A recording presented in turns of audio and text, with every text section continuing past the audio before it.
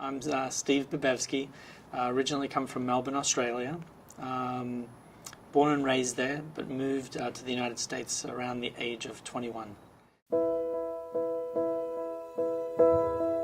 To become a pediatric heart surgeon, you first have to train in adult cardiothoracic surgery. During your time as an adult cardiothoracic surgeon, you are exposed to aspects of looking after children with congenital heart disease.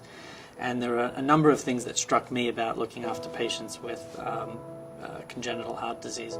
One is that you have a tremendous, unique opportunity to impact on an entire lifetime of a child. Without a corrective heart operation, most children look at certain death within a decade or two at the most. With a simple repair of heart defect, you can essentially restore a normal life expectancy for a lot of heart conditions. So that to me was very appealing, to be able to impact upon someone's life to that degree. My name is Georgis Dorival, and Victoria, my daughter, her name is Victoria Georgina Dorival. Victoria is 7 months old.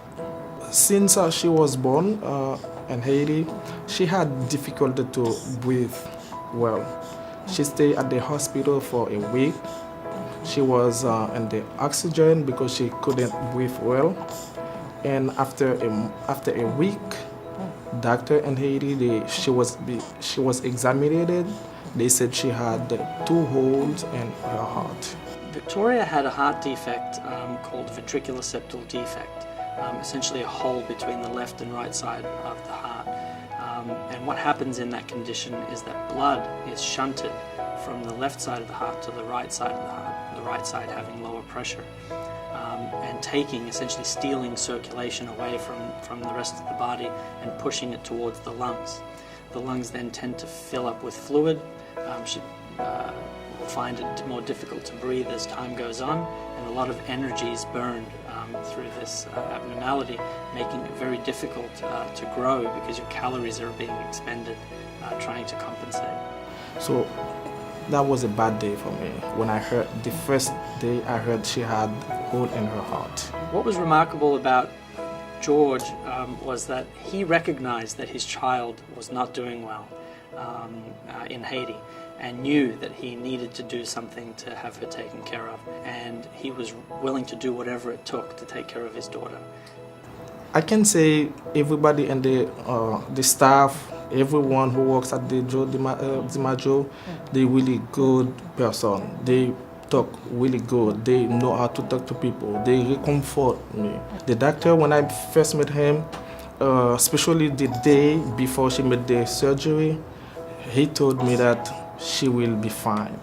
The type of treatment to get a patient through this type of surgery is becoming a lot more uniform in a lot of centers.